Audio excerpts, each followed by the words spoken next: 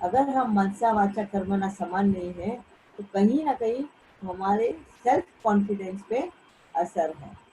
कहीं ना कहीं वो सेल्फ कॉन्फिडेंस हमारी ही इनसिक्योरिटीज को लेकर है ना। ये बहुत जरूरी है सेल्फ चेकिंग के लिए कि ये भी चेक करना है कि इनसिक्योरिटीज कौन सी चीजों की है। कहीं ना कहीं हम फॉल्स इमेज बना के रखा रहता है बहुत बार, उस फॉल्स इमेज को धक्का ना लग जाए, कहीं वो फॉल्स इमेज लोगों के सामने आ ना जाए। लोग क्या बोलेंगे, देखो आज प्रतिभा बहन का बेटा देखो कैसे कैसे बिहेव कर रहा है, अपने मम्मी के कंधे पे हाथ रख के खड़ा है, कुछ रिस्पेक्ट नहीं है इसकी मम्मी की। आज डैडी के कंधे पे हाथ रख के चल रहा है, देखो क्या संस्कार दिए हैं। सुना है कभी हमारे ओल्ड जो है दादा दादी ये लोग जो है पूर्वज, वो टोकेंगे जरूर, ये जो ज्यादा कंजर्वेटिव फैमिलीज के हैं वो बोलेंगे जरूर कि बाप और बेटा देखो एक ही जगह पे बैठे हैं, एक ही सोफे पे, क्योंकि उनकी नजर में अगर बाप बैठा है सोफे पे तो बेटे ने नीचे बैठना चाहिए, अगर सास बैठी है ऊपर तो बहू ने नीचे बैठना चाहिए, है ना। ये हमारे, तो ये जो फॉल्स इमेज है, कह रहे नहीं, जैसे ही अगर हमारे सीनियर्स आ गए हैं या हमारे जो दादा दादी वगैरह, तो तुरंत देखना तुम्हारा रवैया कैसे चेंज हो जाता है, तुम्हारा बिहेवियर कैसे चेंज हो जाता है। वो बच्चा खुद ही कंफ्यूज हो जाता है कि अभी तक मेरी मम्मी तो मेरी फ्रेंड थी और अचानक से क्या हो गया, अचानक से वो मम्मी बन गई। अभी तक मेरा डैडी मेरा फ्रेंड था, अचानक से वो डैडी बन गया, है ना। ये फॉल्स इमेज हम संभालने की कोशिश करते हैं। यहाँ पे हम क्या कर रहे हैं, डबल फेस रख रहे हैं। बाबा इसी इमेज को निकालने की कोशिश करते हैं, क्योंकि इस फॉल्स इमेज को ही हम संभालने की कोशिश करते हैं और कहीं ना कहीं हम अपने आप उस इनसिक्योरिटीज को संभाल रहे हैं। हमारी दुनिया क्या बोलेगी, समाज क्या बोलेगा, और यही दुनिया और समाज क्या बोलेगा, हम ये प्रेशर डाल देते हैं अपने बच्चों को, और इसी वजह से हम समान नहीं रह सकते उनके सामने। इसके लिए आंटी कभी कभी भी आंटी या एक जैसे एक पूछना था, हाँ ये जी जो सिचुएशंस आप बोल रहे हो वो एक्चुअली मेरे सिचुएशन से बहुत रिलेट कर रहा है, क्योंकि मेरा जो फैमिली है बहुत कंजर्वेटिव है। और हाँ जी मैं मेरा और मेरे हस्बैंड का जो माइंड सेट है वो काफी ओपन माइंडेड है, तो वहाँ पे काफी क्लैशेस हो जाता है। तो अभी जैसे अभी मेरा छोटा वाला बहुत छोटा है, तो उसका जो बिहेवियर है अभी उसके काफी लड़ाई झगड़े होते रहते हैं उसके बड़े भाई के साथ।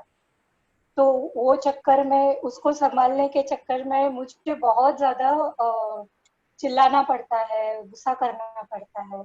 तो उसमें मेरा पूरा डिस्टर्ब हो जाता है, फुल माइंड डिस्टर्ब हो जाता है, बीपी हाई हो जाता है, पैनिक अटैक जैसा हो जाता है।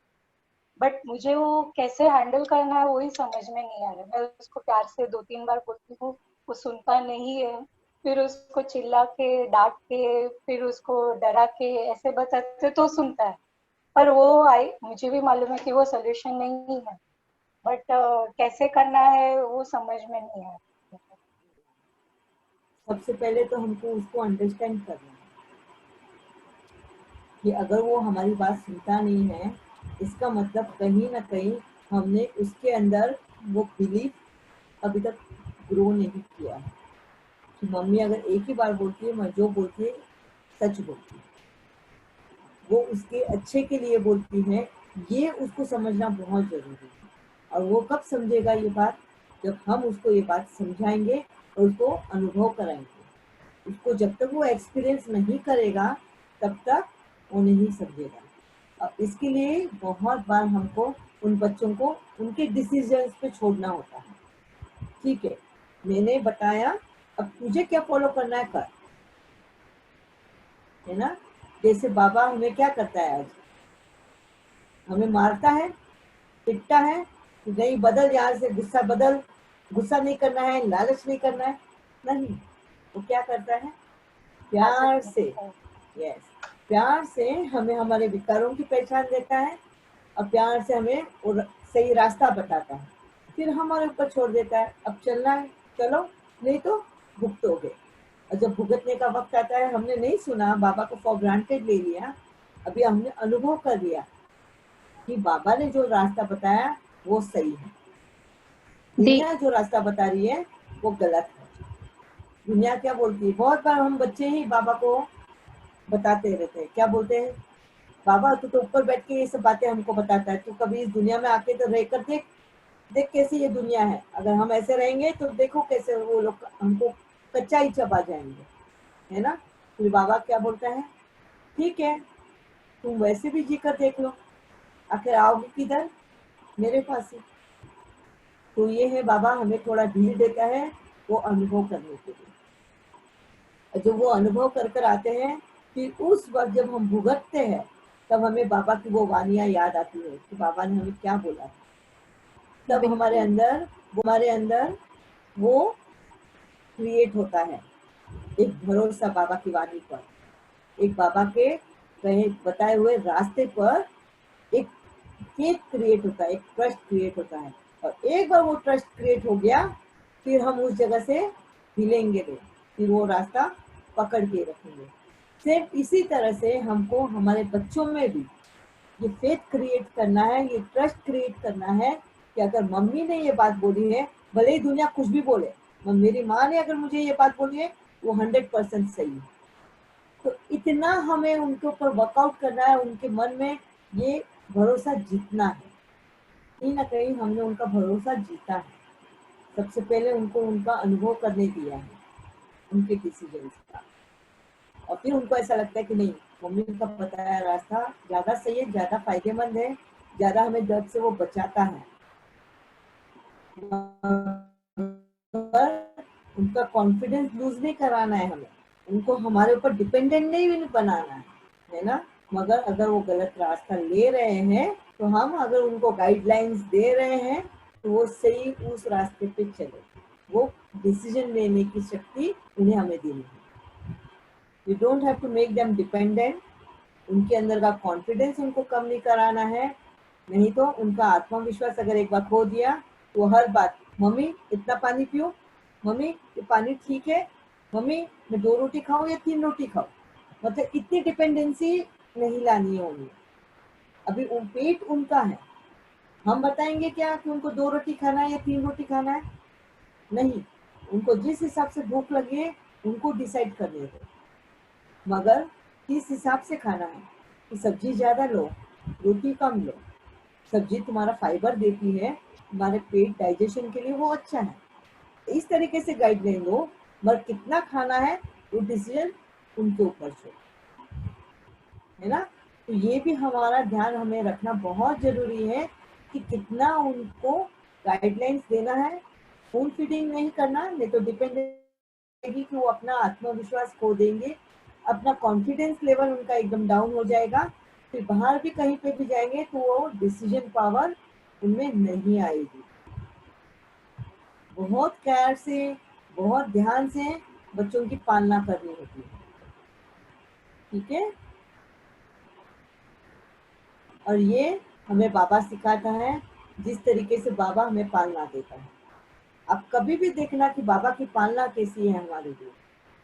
अगर हमारे काम करने होते तो क्या बाबा आता है नीचे काम करने के लिए? अगर आज रोटी बनानी है और मुझे रोटी बनाना नहीं आता तो क्या बाबा नीचे आएगा मुझे रोटी बना के देने को? नहीं आएगा, वो मुझे सिखाएगा, खड़े होके सिखाएगा कि इस तरीके से रोटी बनानी है। क्यों? क्योंकि मेरे अंदर जो कॉन्फिडेंस है वो कम ना हो जाए, मैं अपना आत्मविश्वास खो ना दूं, है ना। जब मेरे को देखना मेरा बंद हो गया था तो बाबा मेरी लाठी बना, मैं बोलती हूँ बाबा मेरी लकड़ी बना, गाइडलाइन बना, तो ऐसे नहीं कि वो मेरा हाथ पकड़ के चल रहा था। उसने क्या किया, उसने मुझे सिखाया कि बिना आंखें भी कैसे काम करना है।